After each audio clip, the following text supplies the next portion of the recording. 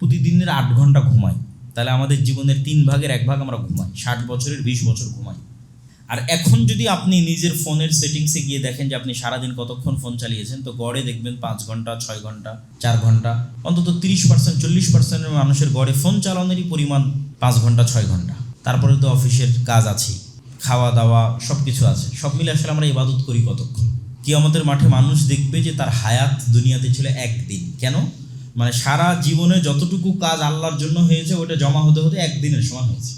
5 minute আল্লাহর জন্য, 10 minute আল্লাহর জন্য, এই করতে করতে 1 ঘন্টা আল্লাহর জন্য, এই করতে করতে 24 ঘন্টা, 60 বছর মিলিয়ে 24 ঘন্টা টিকানো গেছে আল্লাহর জন্য। তাহলে দুনিয়াতে সে প্রকৃত জীবন যেটা সে যাপন করেছে সেটা মাত্র একদিন, ওইটা প্রকৃত জীবন। আর বাকি যেটা সে অন্য জায়গায় ব্যয় করেছে সেটা কিন্তু প্রকৃত জীবন নয়। কোরআন তোমাদের পক্ষে দলিল অথবা তোমাদের বিপক্ষে দলিল। আমরা সিয়ামের কথা শুনেছি, এই যে সিয়াম আমাদের পক্ষে সাক্ষী দিবে, কিন্তু কোথাও হাদিসে বলা নাই যে সিয়াম আমাদের বিপক্ষে সাক্ষী দিবে।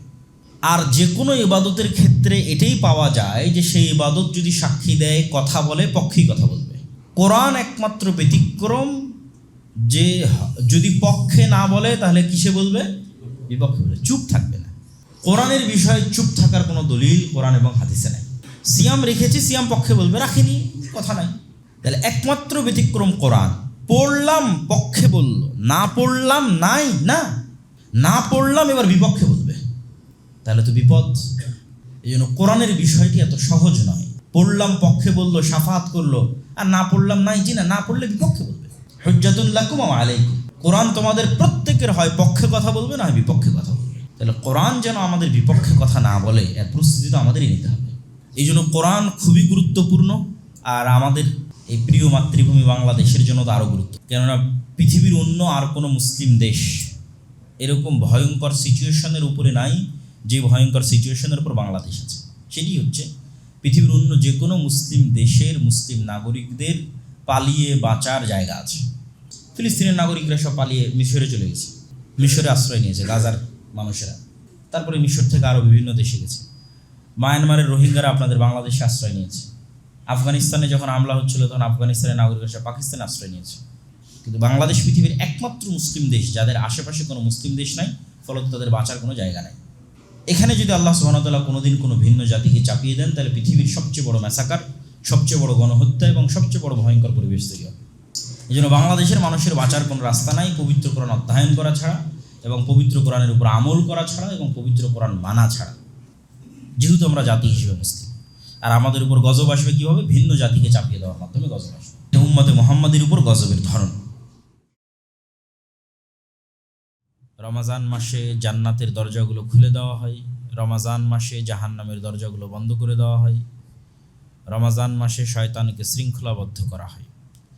তো রমাজান কেন্দ্রিক অসংখ্য আমল, অসংখ্য কাজ আছে, এবং সেগুলোর প্রত্যেকটার পিছনে অনেক ফজিলত আছে। তো রমাজান আমাদের জন্য একটি গনিমত, রমাজান আমাদের জন্য অফার, রমাজান আমাদের জন্য সুযোগ আল্লাহ সুবহানাহু ওয়া তাআলার পক্ষ থেকে। রাসূল সাল্লাল্লাহু আলাইহি ওয়াসাল্লাম বলেন, মান সামা রমাদানা ঈমানান ওয়া ইহতিসাবান, যে ব্যক্তি রমাজান মাসে সিয়াম পালন করলো ঈমানের সাথে নেকির আশায়, তার পূর্বের সকল গুনাহ ক্ষমা হয়ে যাবে। যে ব্যক্তি রমাজান মাসের রাতের সালাত তথা তারাবি বা তাহাজ্জুদের সালাত আদায় করলো, একদিনও মিস দিল না, ঈমানের সাথে নেকির আশায়, তার পূর্বের সকল গুনাহ ক্ষমা হয়ে যাবে। যে ব্যক্তি রমাজান মাসে লাইলাতুল কদর পেল এবং লাইলাতুল কদরে ইবাদত করলো, তার অতীতের সকল গুনাহ ক্ষমা হয়ে যাবে শুধু এক রাতের ইবাদতের কারণে। তাহলে কি পরিমাণ ফজিলত, কি পরিমাণ সুযোগ এবং অফার এই রমাজান মাসে আছে, তা আমরা খুব ভালোভাবেই, চমৎকারভাবেই বুঝতে পারছি। তবে রাসূল সাল্লাল্লাহু আলাইহি ওয়াসাল্লাম যে দুটি শর্ত দিয়েছেন, ঈমানের সাথে নেকির আশায়। ঈমানের সাথে এর অর্থ হচ্ছে গুনাহ মুক্ত অবস্থায়, পূর্ণাঙ্গ ঈমানের সাথে। সিয়াম পালন করছি, শুধু পেটের সিয়াম, কিন্তু চোখের সিয়াম নাই, হাত পায়ের সিয়াম নাই, মুখের সিয়াম নাই, তাহলে এই সিয়ামের কোনো দাম নাই।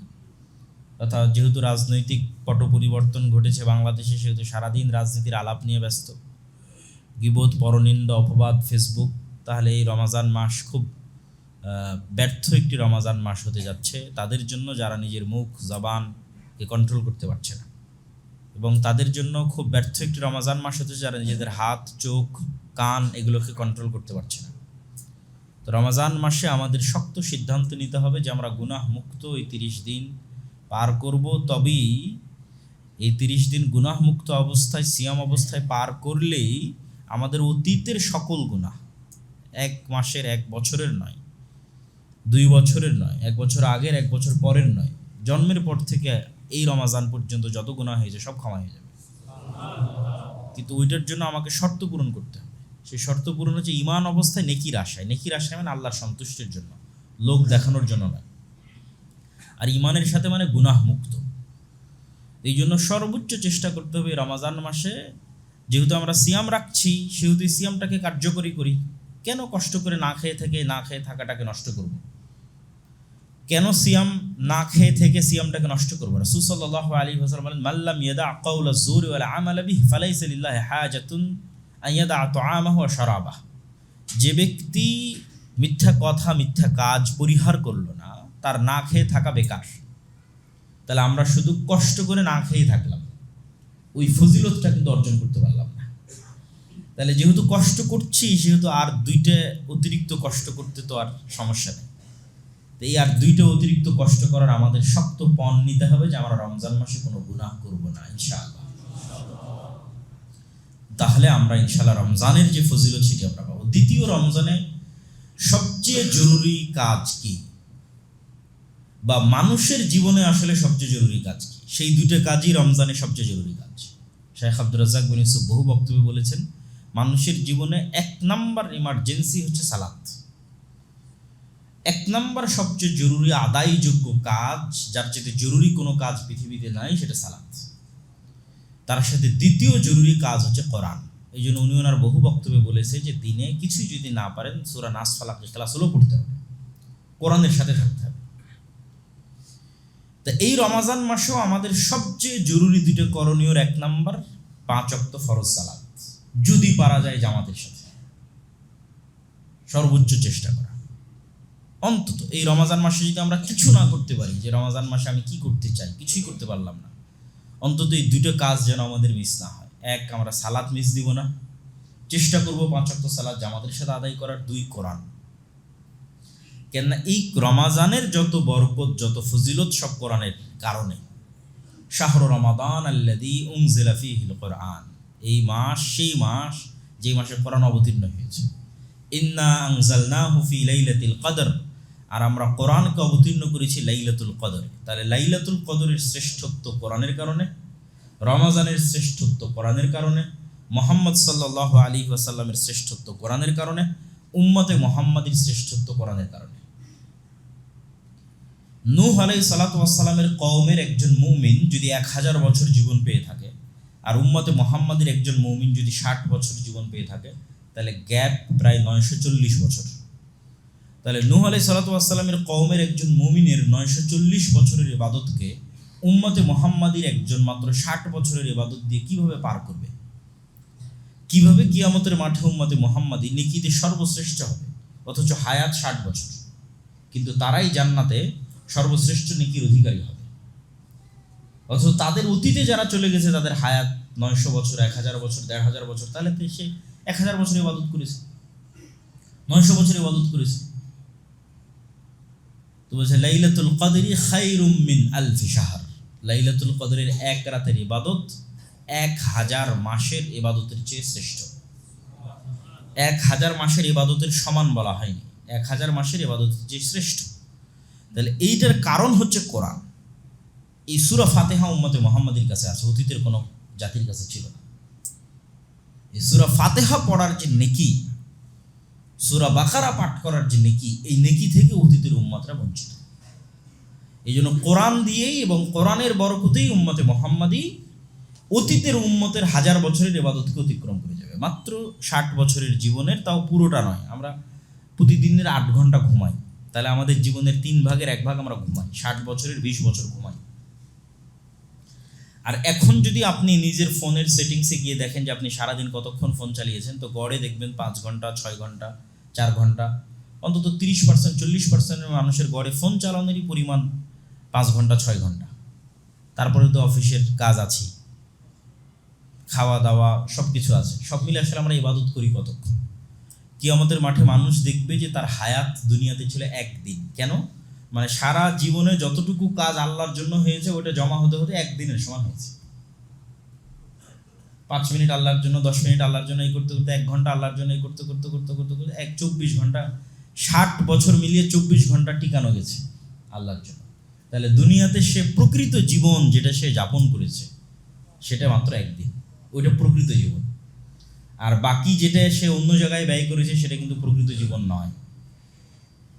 তাহলে আমাদের রমজানের জরুরি 2টা কাজের একটা কাজ সালাত, এবং দ্বিতীয় জরুরি কাজ হচ্ছে কোরআন। কোরআনের বিষয়ে আমি বহু বক্তব্যে বলেছি, কোরআনের গুরুত্ব তুলে ধরার জন্য, কোরআনের প্রয়োজনীয়তা তুলে ধরার জন্য। তাও আজকে 2-1টা সংক্ষিপ্ত কথা বলি। রাসূল সাল্লাল্লাহু আলাইহি ওয়াসাল্লাম বলছেন, প্রত্যেক মানুষের কিছু ক্লোজ সার্কেল থাকে। যেমন আমরা গত সরকার বলি, এই সরকার বলি, সব সরকারেরই দেখা যাচ্ছে যে প্রধানমন্ত্রী হয় তার নিজস্ব একটা ক্লোজ সার্কেল থাকে। তো মানুষ হয়তো চিন্তা করে যে আমি যদি সে ক্লোজ সার্কেলের অন্তর্ভুক্ত হতে পারতাম, বড় ব্যবসায়ী, বড় পদের কেউ। তো রাসূল সাল্লাল্লাহু আলাইহি ওয়াসাল্লাম বলছেন আল্লাহর নিজস্ব একটা ক্লোজ সার্কেল আছে। আল্লাহ সুবহানাহু ওয়া তাআলার ফ্রেন্ড, আল্লাহ সুবহানাহু ওয়া তাআলার ওয়ালি, আউলিয়াউর রহমান, আল্লাহর বন্ধু, যারা আল্লাহ সুবহানাহু ওয়া তাআলার অতি নিকটে থাকবে এবং অতি ক্লোজ, অতি কাছে থাকবে, তারা হচ্ছে আহলুল্লাহ। তাদের নাম দেওয়া হয়েছে আহলুল্লাহ, তারা আল্লাহর লোক। যে উমুক হচ্ছে প্রাইম মিনিস্টারের লোক, উমুক কিন্তু কমিশনারের লোক, উমুক উমুকের লোক, এটা একটা সম্মান, পাওয়ার। তাহলে কেউ পৃথিবীতে কিছু মানুষ আছে যারা কার লোক? আল্লাহর লোক। তারা হচ্ছে যারা কোরআনের সাথে সবসময় উঠা বসা করে। আল্লাহু আকবার। যাদের উঠা বসা চলাফেরা কোরআনের সাথে, তারা আল্লাহর লোক, তারা আল্লাহর খুব কাছের আউলিয়াউর রহমান। রাসূল সাল্লাল্লাহু আলাইহি ওয়াসাল্লাম বলছেন, আল কোরআন হুজ্জাতুল লাকুম আও আলাইকুম, কোরআন তোমাদের পক্ষে দলিল অথবা তোমাদের বিপক্ষে দলিল। আমরা সিয়ামের কথা শুনেছি, এই যে সিয়াম আমাদের পক্ষে সাক্ষী দিবে, কিন্তু কোথাও হাদিসে বলা নাই যে সিয়াম আমাদের বিপক্ষে সাক্ষী দিবে। আর যে কোনো ইবাদতের ক্ষেত্রে এটাই পাওয়া যায় যে সেই ইবাদত যদি সাক্ষী দেয়, কথা বলে, পক্ষেই কথা বলবে। কোরআন একমাত্র ব্যতিক্রম যে যদি পক্ষে না বলে তাহলে কিসে বলবে? বিপক্ষে বলবে, চুপ থাকবে না। কোরআনের বিষয়ে চুপ থাকার কোনো দলিল কোরআন এবং হাদিসে নাই। সিয়াম রেখেছি, সিয়াম পক্ষে বলবে, রাখিনি, কথা নাই। তাহলে একমাত্র ব্যতিক্রম কোরআন। পড়লাম পক্ষে বলল, না পড়লাম নাই, না পড়লাম এবার বিপক্ষে বলবে, তাহলে তো বিপদ। এই জন্য কোরআনের বিষয়টি এত সহজ নয়। পড়লাম পক্ষে বললো, শাফাত করলো, আর না পড়লাম নাই, জি না পড়লে বিপক্ষে বলবে। হুজ্জাতুল লাকুম ওয়া আলাইকুম, কোরআন তোমাদের প্রত্যেকের হয় পক্ষে কথা বলবে, না বিপক্ষে কথা বলবে। তাহলে কোরআন যেন আমাদের বিপক্ষে কথা না বলে, এর প্রস্তুতি তো আমাদেরই নিতে হবে। এবং কোরআন কথা বলবে, কথা ঠিক, কেননা কিয়ামতের মাঠে অসংখ্য আমলের বিভিন্ন প্রতিকৃতি এবং বিভিন্ন রূপ আল্লাহ সুবহানাহু ওয়া তাআলা দিবেন, এবং অসংখ্য কিছুকে আল্লাহ কথা বলার শক্তি দিবেন। আল্লাহ বলছেন, আল্লাযী আনতাকাকুম, যিনি তোমাদের কথা বলার শক্তি দিয়েছে।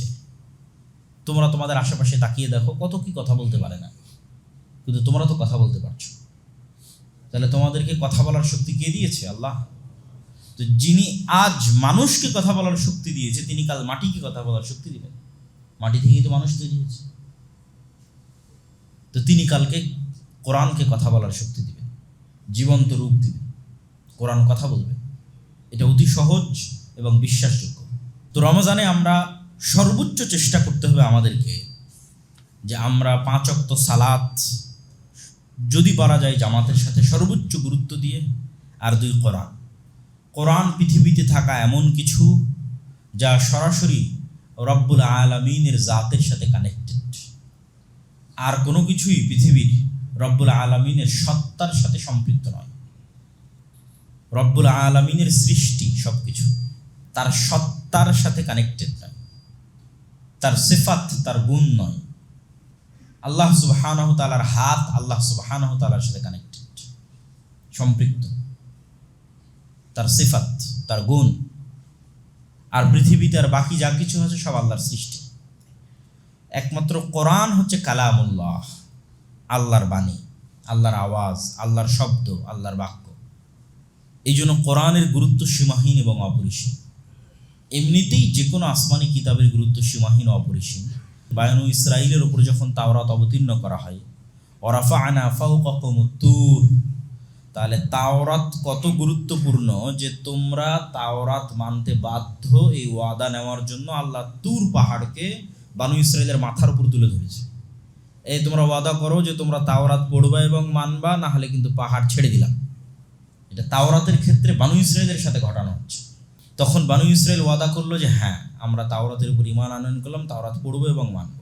তাহলে তাওরাতের মতো কিতাব অমান্য করলে পাহাড় ছেড়ে দিয়ে বানু ইসরাঈলকে ধ্বংস করে দেওয়া হবে। একই অবস্থা উম্মতে মুহাম্মাদের। হ্যাঁ, অন্য উম্মতকে যেভাবে ধ্বংস করা হয়েছে উম্মতে মুহাম্মাদীকে সেভাবে করা হবে না। উম্মতে মুহাম্মাদীকে ধ্বংস করার ধরন ভিন্ন। যেমন নূহ আলাইহিস সালামের কওমকে ধ্বংস করা হয়েছে বন্যা দিয়ে, আদ সামুদকে ধ্বংস করা হয়েছে ঝড় এবং বিকট আওয়াজ দিয়ে, লূত আলাইহিস সালামের কওমকে ধ্বংস করা হয়েছে শহর উল্টিয়ে আকাশ থেকে অগ্নি বৃষ্টি করার মাধ্যমে, ফেরাউনের কওমকে ধ্বংস করা হয়েছে ডুবানোর মাধ্যমে। উম্মতে মুহাম্মাদী যদি কোরআনকে অবমূল্যায়ন করে তো উম্মতে মুহাম্মাদী কি দিয়ে ধ্বংস হবে? উম্মতে মুহাম্মাদীর ধ্বংসের মাধ্যম হচ্ছে, যেহেতু রাসূল সাল্লাল্লাহু আলাইহি ওয়াসাল্লাম উম্মতে মুহাম্মাদীর জন্য দোয়া করেছেন যে তাদের যেন সমূলে ধ্বংস না করা হয়, সেহেতু সমূলে ধ্বংস হবে না। তাহলে উম্মতে মুহাম্মাদীর উপর গজব কোনটা? উম্মতে মুহাম্মাদীর উপর কোরআন অবমূল্যায়নের গজব হচ্ছে তাদের উপর ভিন্ন জাতিকে চাপিয়ে দেওয়া হবে।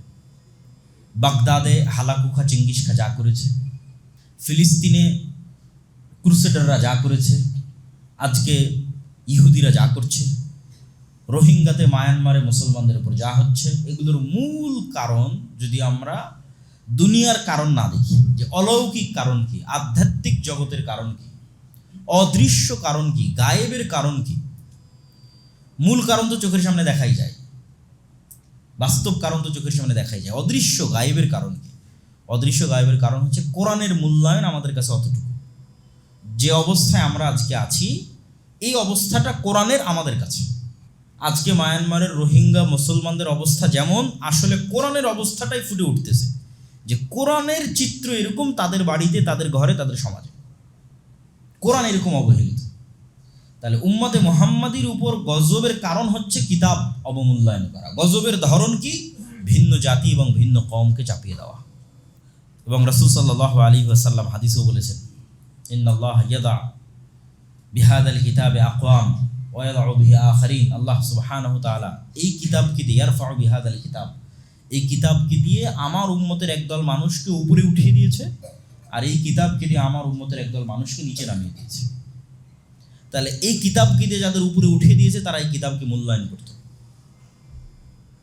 আমর ইবনুল আস, খালিদ ইবনুল ওয়ালিদ, তারা যখন যুদ্ধের মাঠে যেত, ওমর ইবনুল খাত্তাব, আলী ইবনে আবি তালেব, তাদের যে দাপট বিশ্বে ছিল, এটা মূলত কোরআনের মূল্যায়ন তাদের বাড়িতে, তাদের ঘরে, তাদের অন্তরের বহিঃপ্রকাশ ছিল জাতির উপরে, পৃথিবীর অন্য জাতির উপরে।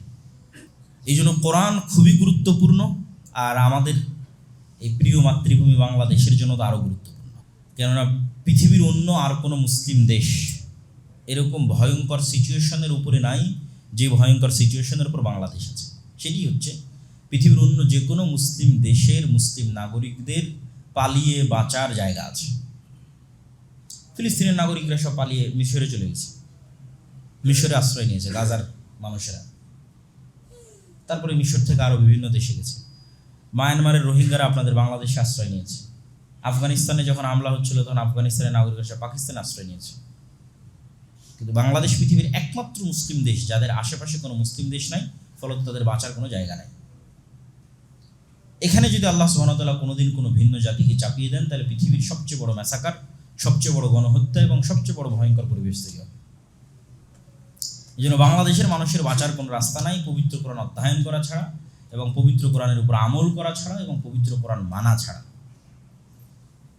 যেহেতু আমরা জাতি হিসেবে মুসলিম, আর আমাদের উপর গজব আসবে কীভাবে? ভিন্ন জাতিকে চাপিয়ে দেওয়ার মাধ্যমে গজব আসবে।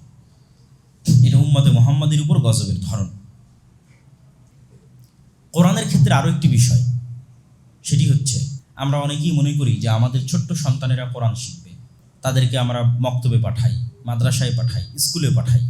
কিন্তু আমরা যখন বড় হয়ে যাই তখন আমরা মনে করি যে না, বড় হয়ে গেছি, বয়স হয়ে গেছে, আর কেন কোরআন শিখতে হবে। কিন্তু আপনি আশ্চর্য হবেন যে উম্মতে মুহাম্মাদির প্রথম প্রজন্ম যারা কোরআন শিখেছে, উম্মতে মুহাম্মাদির প্রথম প্রজন্ম, ফার্স্ট জেনারেশন যারা কোরআন শিখেছে, তারা সবাই বয়স্ক। স্বয়ং মুহাম্মদ সাল্লাল্লাহু আলাইহি ওয়াসাল্লাম কোরআন শিখেছেন 40 বছর বয়সে। খাদিজা রাদিয়াল্লাহু তাআলা আনহা কোরআন শিক্ষা শুরু করেছেন 55 বছর বয়সে। ওমর ইবনুল খাত্তাব, আবু বকর থেকে শুরু করে রাসূল সাল্লাল্লাহু আলাইহি ওয়াসাল্লামের সাথে আর যারা ইসলাম গ্রহণ করেছিল তাদের ম্যাক্সিমাম 40+ বয়সে তারা প্রথম কোরআনের আওয়াজ শুনেছে, তারা প্রথম কোরআনের কথা শুনেছে যখন তাদের বয়স 40 পার হয়ে গেছে। তাহলে উম্মতে মুহাম্মাদের ফার্স্ট জেনারেশন কোরআন শিখেছে গড়ে যখন তাদের বয়স 40-এর উপর। তাহলে এই অজুহাত দিয়ে আমাদের বাঁচার কোনো রাস্তা নাই যে আমার তো বয়স পার হয়ে গেছে, আমি কোরআন শিখবো না। কেন, আমাদের প্রথম জেনারেশন কোরআন শুনেছি যখন তাদের বয়স 40 পার হয়ে গেছে। তারপরে না তাদের ছেলেমেয়েরা যখন মুসলমান হলো, আব্দুল্লাহ বিন ওমর, আব্দুল্লাহ বিন আব্বাস, তখন ছোট ছোট বাচ্চাদের কোরআন শেখানো হলো। কিন্তু রাসূল সাল্লাল্লাহু আলাইহি ওয়াসাল্লাম এবং রাসূল সাল্লাল্লাহু আলাইহি ওয়াসাল্লামের স্ত্রী তারা নিজেরাই তো 40 এবং 55 বছর বয়স, তখন তারা প্রথম কোরআনের আওয়াজ শুনেছে এবং কোরআন শিখেছে, কোরআন মুখস্থ করেছে এবং মানুষকে শিখিয়েছে। তাহলে আমাদের প্রথম জেনারেশন যদি 40+ বছর বয়সে কোরআন মুখস্থ করতে পারে, কোরআন শিখতে পারে, কোরআন শিখাতে পারে, তাহলে আমরা কেন কোরআন শিখতে পারবো না, কোরআন শিখাতে পারবো না এবং কোরআন মুখস্থ করতে পারবো না এবং কোরআনের উপর আমল করতে পারবো না? প্রিয় উপস্থিতি, রমাজান মাসে আমরা যতগুলো গুরুত্বপূর্ণ কাজ করব মর্মে আজকে আমরা সংক্ষিপ্ত আলোচনা তুলে ধরছি। তার 1 নম্বর জরুরি গুরুত্বপূর্ণ কাজ আমরা বলেছি সালাত, 2 নম্বর জরুরি গুরুত্বপূর্ণ কাজ বলেছি কোরআন, এবং কোরআনের উপরই আমরা একটু বেশি কথা বলে ফেললাম, কেননা এর সকল বরকত, সকল রহমত, সব কিছু কোরআনের সাথে কানেক্টেড এবং কোরআনের কারণে। এবং কোরআন এত গুরুত্বপূর্ণ দেখেই শয়তান আর কোনো কিছুতে এত কষ্ট পায় না, ত্যক্ত বিরক্ত হয় না। মানুষ যখন কোরআনের কাছে যায় তখন সে যে পরিমাণ ত্যক্ত বিরক্ত এবং ক্ষিপ্ত হয়। এই জন্য অন্য সকল কাজ শুরু করা হয়েছে বিসমিল্লাহ দিয়ে, আর কোরআন শুরু করা হয়েছে আউযুবিল্লাহ দিয়ে। যখন তোমরা কোরআন পড়বে ফাস্তাইজ মিনাশ শাইতানির রাজিম, কোরআনের শুরুতে আগে বলবে আউযু বিল্লাহি মিনাশ শাইতানির রাজিম, আল্লাহ শয়তান থেকে পরিত্রাণ চাও। কেন, শয়তান তোমাকে কোরআন পড়তে দিবে না। ঘন্টার পর ঘন্টা মোবাইল চালাতে তুমি বিরক্ত হবে না, কিন্তু কোরআন পড়বা, পড়া শিখবা, এই নিয়ত করতে এবং 5 মিনিট এর উপর অটল থাকতে বিরক্ত হয়ে যাবা, এটা তো শয়তান। এই জন্য অন্য সব কাজ আমরা শুরু করছি বিসমিল্লাহ দিয়ে, কিন্তু কোরআন শুরু করছি আউযুবিল্লাহ দিয়ে, এবং এটা ফরজ আউযুবিল্লাহ দিয়ে কোরআন শুরু করা। কেন, আমাদেরকে কোরআন পড়তে দিবে না এই মর্মে সবচেয়ে বড় শক্তি হচ্ছে শয়তান। না, কোরআন আমাদেরকে হেদায়েতের রাস্তায় নিয়ে যাবে, আল্লাহ সুবহানাহু ওয়া তাআলার সাথে নিয়ে যাবে। রমজান মাসে জরুরি আর যে কাজগুলো, আমরা রমজানের একটি সংক্ষিপ্ত রুটিন আপনাদের সামনে তুলে ধরতে চাই, যেটির মধ্যে অন্য জরুরি কাজও আসবে এবং আপনাদের ক্ষেত্রে উপকারী হবে। রমজানের 3টে সময়কে সবচেয়ে গুরুত্ব দিতে হবে। 1, সাহারি এবং সাহারি থেকে নিয়ে সূর্য ওঠা পর্যন্ত। 2, আসরের সালাত থেকে নিয়ে ইফতারি পর্যন্ত। 3, রাতের সালাত। প্রথম সাহারি এবং সাহারি থেকে সূর্য ওঠা পর্যন্ত রাসূল সাল্লাল্লাহু আলাইহি ওয়াসাল্লাম বলেছেন তাসাহারু ফাইন্না ফিস সুহুরি বারাকা, তোমরা সাহারি করো কেননা সাহারিতে বরকত আছে। সাহারিকে কালচার বানাতে হবে, সংস্কৃতি বানাতে হবে। ওসমান হাদি বলতো যে আমরা সংস্কৃতির লড়াই করতে চাই। আপনি যদি সাহারিকে কালচার না বানান তাহলে সাহারিতে উঠা বন্ধ হয়ে যাবে। এটাকে আনন্দদায়ক কালচারে বানাতে হবে। সবাই সবাইকে ডাকবে, উঠবে, সাহারিতে রান্না করবে, রান্না করে খাবে, যেটা আমাদের আগে গ্রামে দেখা যেত। এখন অনেকটাই দেখা যাচ্ছে যে সাহারি আমরা অনেকেই করতেই ইচ্ছুক না, উঠতে ইচ্ছুক না, উঠে রান্না করতে ইচ্ছুক না। সাহারিতে উঠার অভ্যাস করতে হবে, সাহারিকে কালচার বানাতে হবে এবং সাহারিতে খেতে হবে রাসূল সাল্লাল্লাহু আলাইহি ওয়াসাল্লামের সুন্নাহ। পরের কথা হচ্ছে সাহারির পরে, ফজরের সালাতের পরে ঘুমানোর যে বদ অভ্যাস আমরা সবাই রপ্ত করে ফেলেছি, এই বদ অভ্যাস থাকলে রমজান মাসকে ভালোভাবে কাজে লাগানো যাবে না, খুব উপকারীভাবে আপনি কাজে লাগাতে পারবেন না। কেননা সব বরকত সকালে থাকে। একদিন সকালকে কাজে লাগিয়ে দেখেন কি পরিমাণ সময়কে আপনি কাজে লাগাতে পারছেন, কত কাজ আপনি সারাদিনে করতে পারছেন, কত কি আপনি শিখতে পারছেন। একদিন করে দেখেন। আপনি সকালে ঘুমাবেন না তা না, সূর্য ওঠার পরপরই ঘুমিয়ে যান। সূর্য খুব দ্রুতই উঠে, ফজরের সালাতের পর হয়তো সর্বোচ্চ 1 ঘন্টা পরেই সূর্য উঠে যায়, 40-45 1 ঘন্টা 100 ঘন্টার মধ্যে সূর্য উঠে যায়। সূর্য উঠা পর্যন্ত অপেক্ষা করার পর আপনি রেস্ট নিতে পারেন। যে ঘুমটা আমরা প্রয়োজন মনে করি, যে রমজান মাসে আমরা একটু ঘুমাতে চাই, তাহলে বেশি উত্তম হবে যদি সাহারির পরে না ঘুমানো যায়, ফজরের পরে না ঘুমানো যায়, অন্তত সূর্য ওঠা পর্যন্ত। তারপরে যদি হালকা রেস্ট নেওয়া যায়, এটা একটা সময়। এই সময়টাকে কাজে লাগালে আপনি পুরো রমজানকে 100% কাজে লাগাতে পারবেন। দ্বিতীয় সময় আসরের পর থেকে নিয়ে মাগরিব পর্যন্ত। রমজানে ইবাদত করতে চাইলে ব্যস্ততা কমাতে হবে, রমজানে ইবাদত করতে চাইলে কাজ কমাতে হবে। যে ব্যবসায়ী, তাকে চিন্তা করতে হবে সামনে রমজান আসতেছে, কিভাবে আমি সকল কাজ আগেই কমপ্লিট করে রাখবো যেন রমজানে আমি ঠিক মতো কাজ করতে পারি। যার অফিস আছে, যার স্কুল আছে, শিক্ষা প্রতিষ্ঠান আছে, ডেইলি চাকরি আছে, তারাও একটা প্ল্যান রাখবে যে কিভাবে আমি রমজানে কাজ কমিয়ে নিয়ে আসতে পারি। রমজানে কাজ কমিয়ে নিয়ে এসে আসরের পর থেকে না মাগরিব পর্যন্ত এই সময়টা পুনরায় কোরআন তেলাওয়াত হোক, জিকির আজকার হোক, তাসবিহ তাহলিল হোক, এটাতে ব্যয় করতে হবে। কেন আপনি ফজরের পর থেকে নিয়ে সূর্য ওঠা পর্যন্ত যদি একই জায়গায় বসে থেকে জিকির আজকার, তাসবিহ তাহলিল, কোরআন তেলাওয়াত, কোরআন শিখায় ব্যয় করেন, এবং ওই সেম জায়গায় সূর্য ওঠার পর যদি আপনি 2 রাকাত সালাত আদায় করে উঠে আসেন, তাহলে আপনি কবুল হজের সমান নেকি পাবেন। তো অনেক বড় ফজিলত। তো এইটার কোনো রহস্য আছে দেখি তো এত বড় ফজিলত দেওয়া আছে, এটা কঠিন দেখেই এত বড় ফজিলত দেওয়া আছে। ফজিলতের পিছনে অবশ্যই যেগুলোতে বেশি ফজিলত দেওয়া আছে সেগুলো এত সহজ নয়। মানুষের জন্য কঠিন দেখেই ফজিলত দেওয়া আছে, উপকারী দেখেই উৎসাহিত করা আছে। তো আসরের পর থেকে মাগরিব পর্যন্ত এই সময়ে এত ইফতারির আয়োজন, এত খাবার দাবারের আয়োজন, এগুলো একটু কমাতে হবে। অর্থ অপচয় কমাতে হবে, কমিয়ে এই সময়টাও জিকির আজকার, তাসবিহ তাহলিলে ব্যয় করতে হবে। এবার 3 নাম্বার হচ্ছে রাতের সালাত। রাতের সালাতের ক্ষেত্রে যারা নিয়মিত তাহাজ্জুদের সালাতে অভ্যাসী, অথবা যাদের কনফিডেন্স আছে যে আমি শেষ রাতে উঠতেই পারবো, সে জামাতে তারাবি আদায় না করলেও কোনো সমস্যা নেই। বরং তার জন্য এটাই উত্তম যে সে শেষ রাতে উঠে একা একই লম্বা তেলাওয়াতের মাধ্যমে, লম্বা সালাতের মাধ্যমে তাহাজ্জুদের সালাত আদায় করবে, এবং তারপরে তাহাজ্জুদ শেষে বেতের শেষে সে সাহারি করবে। আর যদি কারো ক্ষেত্রে মনে হয় যে না, তার শেষ রাতে উঠার অভ্যাস নাই, উঠতে পারবে না, তাহলে তার জন্য জামাতের সাথে তারাবির সালাত আদায় করার যে প্রচলন আমাদের দেশে আছে, এটা কোনো সমস্যা নেই। বরং অংশগ্রহণ করাই ভালো, যাতে অন্তত সে রাতের সালাত আদায়কারীদের মধ্যে তার নাম অন্তর্ভুক্ত হয়। এই জন্য যারা পারবে না শেষ রাতে উঠতে, তাদের জন্য জামাতের সাথে তারাবির সালাত আদায় করে নেওয়াই উচিত, যাতে সে রাতের যে সালাত, সেই সালাত আদায়ের হকদার হয়। যেটার ফজিলত আমরা বললাম যে কেউ যদি রমজান মাসে রাতের সালাত আদায় করে, তাহলে তারও অতীতের সকল গুনাহ ক্ষমা হয়ে যাবে। কিন্তু 5 ওয়াক্ত সালাত পড়লাম না, তারাবি পড়লাম, এটার কিন্তু কোনো দাম নাই। এই জন্য আমরা বক্তব্য শুরুই করেছি, রমাজানের সবচেয়ে জরুরি কাজ 1 নম্বর 5 ওয়াক্ত সালাত, রমাজানের সবচেয়ে জরুরি কাজ 2 নম্বর কোরআন তেলাওয়াত, তারপরে ধারাবাহিকভাবে এগুলো আসতেছে। 3 নম্বরে আসতে পারে রাতের সালাত, তারাবির সালাত। 5 ওয়াক্ত সালাতে নাই, তারাবির সালাতের কোনো কাজ নাই। 5 ওয়াক্ত সালাতে থেকে আমি তারাবির সালাত আদায় করতেছি, আমি ফজিলত পাবো ইনশাল্লাহ।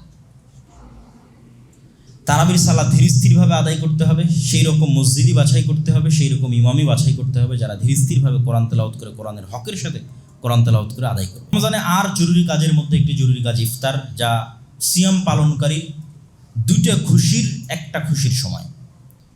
রাসূল সাল্লাল্লাহু আলাইহি ওয়াসাল্লাম ইফতারিতে তাড়াতাড়ি করতে বলেছেন। এই তাড়াতাড়ি করার আনুষ্ঠানিকতাটাই রমজানের গুরুত্ব, সিয়ামের গুরুত্ব। এই তাড়াতাড়ির আনুষ্ঠানিকতা না থাকলে এই সিয়ামের গুরুত্ব থাকবে না। কখন সূর্য ডুবে গেছে আমার কোনো পরোয়াই নাই, রাত 8টায় গিয়ে ইফতারি করলাম, আর ওই মজা, ওই মাহাত্ম্য রমজানের আপনি তৈরি করতে পারবেন। রমজানের মাহাত্ম্য হচ্ছে আমি অপেক্ষা করব কখন সূর্য ডুবতেছে, ডুবা মাত্রই আমি ইফতারি করব। এটাই মর্যাদা, এটাই সম্মান, এটাই নিয়ম, এটাই মূলনীতি। রাসূল সাল্লাল্লাহু আলাইহি ওয়াসাল্লাম এটাই বলে গেছেন যে ইহুদিরা দেরিতে ইফতার করে, কিন্তু এটা আল্লাহর আনুগত্যের শানে যায় না। আল্লাহ চান যতক্ষণ বিরত থাকতে বলেছিলাম অতক্ষণ বিরত, এখন বিরত থাকা যাবে না, এখন তাড়াতাড়ি খাও, এটাই আমার আনুগত্য। আমার সাথে তোমাকে মাতাব্বরি করার দরকার নাই। তাহলে আমি এখন ভাঙতে বলেছি মানে তুমি সাথে সাথে ভাঙতেছো, মানে তুমি আমার সত্যিকার অনুগত বান্দা। আর তুমি দেরি করতেছো মানে তুমি অনেক বড় তাকওয়ালা পরহেজগারিতে আমাকে দেখাচ্ছ, এটা আমার দরকার নেই। আমার কথার সাথে সাথে অনুসরণই হচ্ছে আল্লাহর আনুগত্য। এই জন্য ইফতারিতে দেরি করা যাবে না। কোনো সতর্কতামূলক দেরি বলে কিছু নয়। 2-3 মিনিট 3-4 মিনিট আগে করবো এরকম নয়। সূর্য ডোবার যে নির্ধারিত সময় এখনকার প্রযুক্তির মাধ্যমে খুব ভালোভাবে আমরা জানতে পারি, সেটির সাথে সাথে আমাদের ইফতার করা সুন্নাহ। রমজান মাসে আর যে সমস্ত জরুরি কাজে আমরা যুক্ত হয়ে থাকি অথবা হতে চাই অথবা হতে পারি, তার একটি হচ্ছে ইতিকাফ, তার একটি হচ্ছে লাইলাতুল কদর, তার একটি হচ্ছে যাকাত। যদিও এগুলো প্রত্যেকটার উপরেই আলাদা আলাদা আলোচনা করা যাবে, সংক্ষিপ্ত করে আমি বলে নিচ্ছি।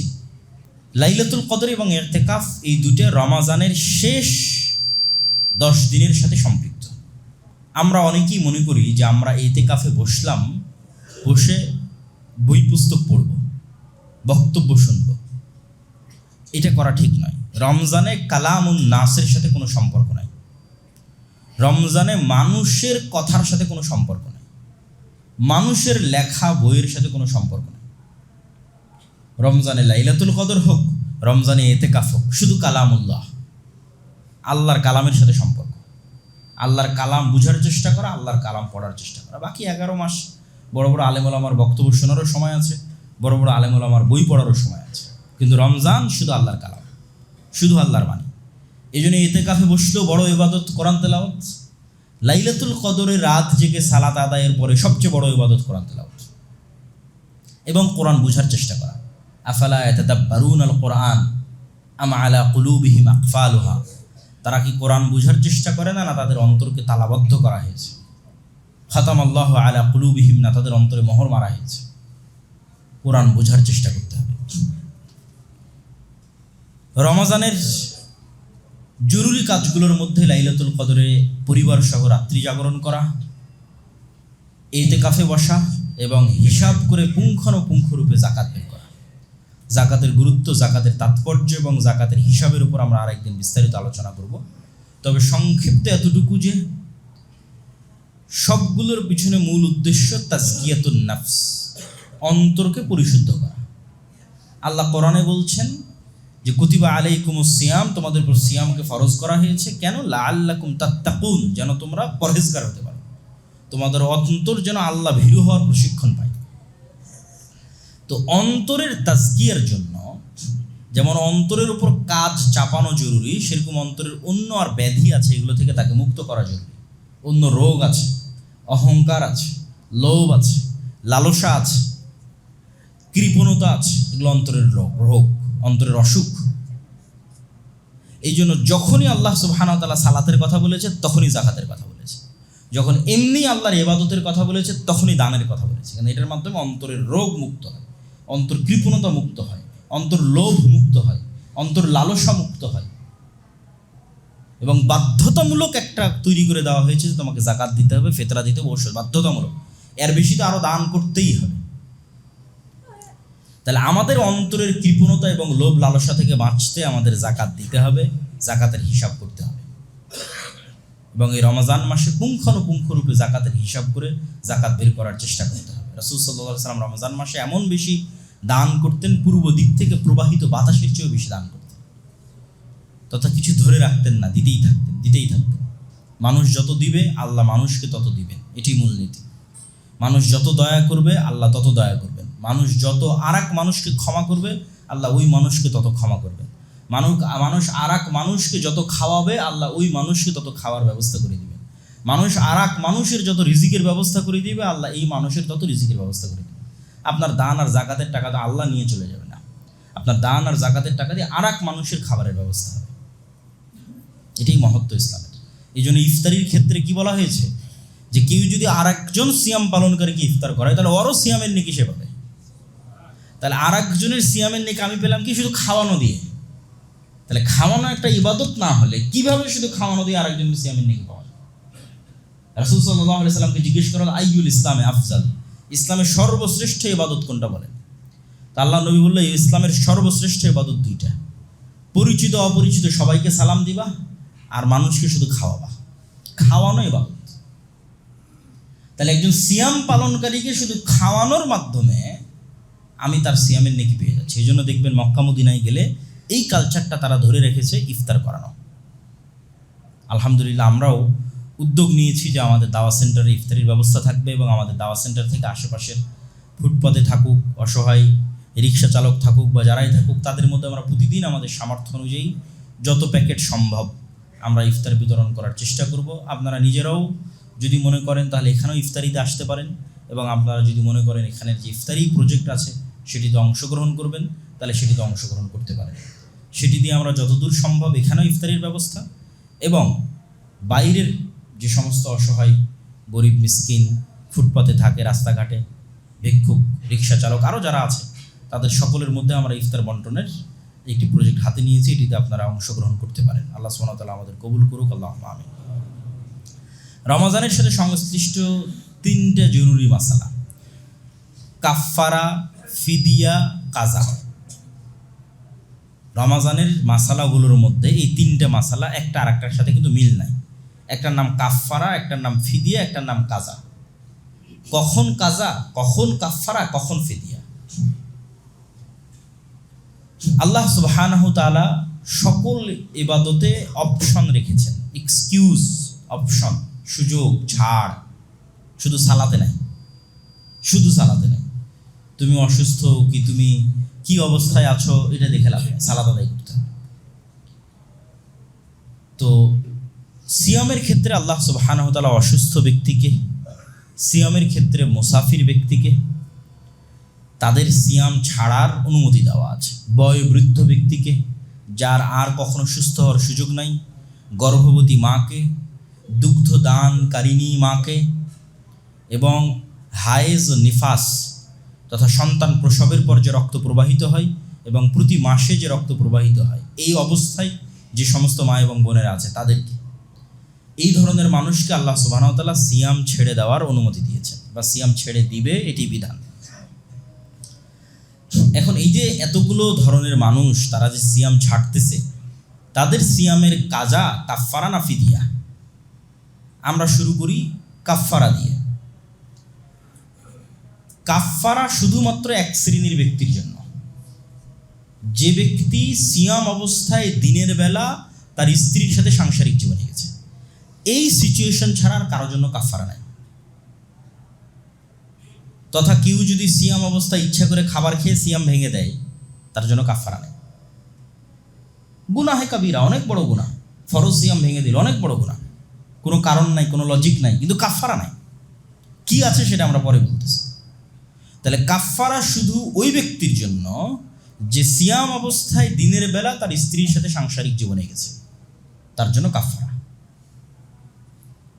এই কাফফারা এক টানা 60 দিন সিয়াম পালন করা, এক টানা, বিরতি ছাড়া, বিরতিহীন এক টানা 60 দিন সিয়াম পালন, অথবা 60 জন মিসকিনকে খাওয়া, অথবা গোলাম আজাদ করা। যেটা আমি বলেছি যে সিয়ামের মাধ্যমে গুনাহের কাফফারা হয়, অর্থ আদায়ের মাধ্যমে গুনাহের কাফফারা হয়। এখানে 3টের কিন্তু 2টো অর্থ আর একটা সিয়াম। তথা তুমি দিনের বেলা স্ত্রীর কাছে গেছো সিয়াম অবস্থায় রমজান মাসে, তাহলে এর এই গুনাহটা ক্ষমা হবে আবার সিয়াম রাখার মাধ্যমে। কয়টা সিয়াম? 60টা সিয়াম। তাহলে সিয়াম রাখলে গুনাহ মাফ হয়। অথবা আর 2টার মাধ্যমে, যেগুলো অর্থনৈতিক, টাকা দিয়ে গোলাম আজাদ করো অথবা টাকা দিয়ে 60 জন মিসকিনকে খাওয়াও। তাহলে এই কাফফারা শুধু এই শ্রেণীর মানুষের জন্য। কাজা, এই কাফফারা বাদে আর যে কোনো কারণে কেউ সিয়াম ভেঙেছে এবং পুনরায় সিয়াম রাখার সামর্থ্য আছে।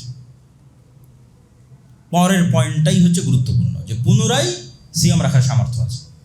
সিয়াম ভেঙেছে এই কারণ ছাড়ার যে কোনো কারণে, তথা যেটার জন্য আমরা কাফফারা বললাম, ওই কারণ ছাড়ার যে কোনো কারণে সিয়াম ভেঙেছে। অসুস্থতার কারণে ভাঙতে পারে, সফর অবস্থায় আছে তার কারণে ভাঙতে পারে, ইচ্ছাকৃত ভাঙতে পারে, হায়েজ নিফাসের কারণে ভাঙতে পারে তাদের, এবং পরবর্তীতে রাখার সুযোগ আছে। এই ব্যক্তির জন্য কাজা, তথা ওই সমান সিয়াম একটা সে আদায় করে নেবে। যে কয়টা সিয়াম ভাঙবে সে কয়টা সিয়াম আর এক সময় আদায় করবে। এ হলো কাজা। ফিদিয়া, যে এইরকম কোনো কারণে সিয়াম ভেঙেছে, তথা ওই যেটার কারণে কাফফারা ওঠার কারণে নয়, স্বাভাবিক যে কোনো কারণে সিয়াম ভেঙেছে, কিন্তু আর সিয়াম রাখার সুযোগ নাই। দেখা যায় এমনভাবে অসুস্থ হয়ে গেছে, আর সুস্থ হতে পারে,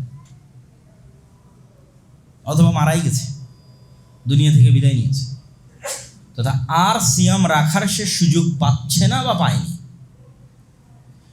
তাহলে আমরা বলতে পারি কিভাবে সারমর্ম করতে পারি, স্থায়ী অসুস্থ অথবা স্থায়ী বার্ধক্য।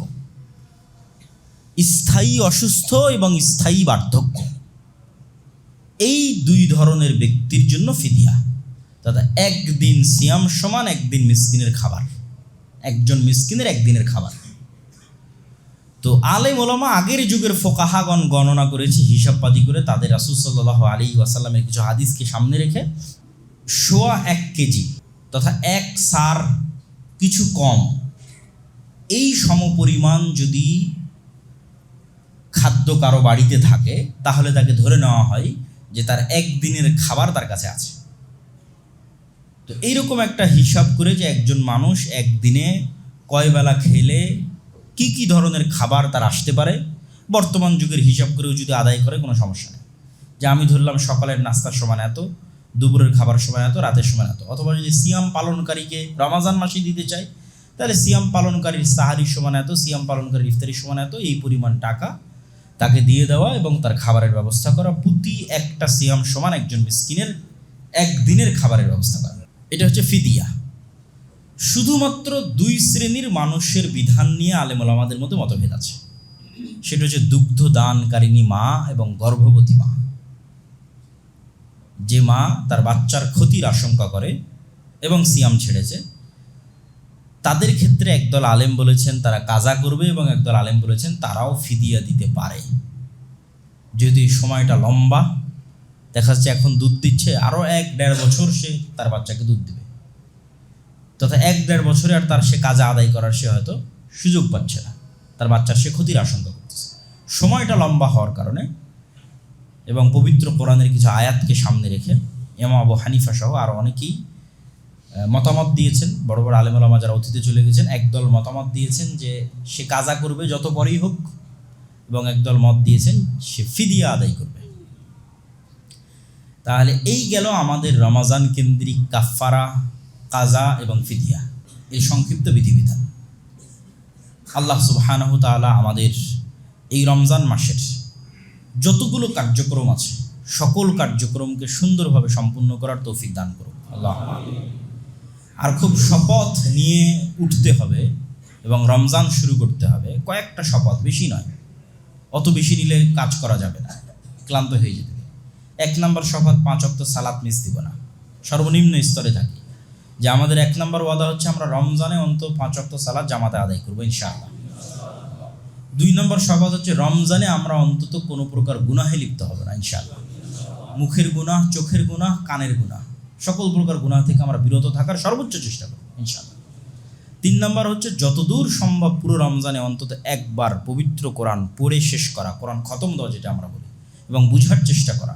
অথবা যে কোরআন পড়তে পারে না সে কোরআন শিখলো, কোরআন শেখার জন্য কোথাও ভর্তি হলো, অ্যাডমিশন নিল, অনলাইনে অফলাইনে যেখানে সম্ভব কোরআনের সাথে সম্পৃক্ত থাকার চেষ্টা করা। আল্লাহ সুবহানাহু ওয়া তাআলা আমাদের তৌফিক দান করুক, আল্লাহুম্মা আমিন।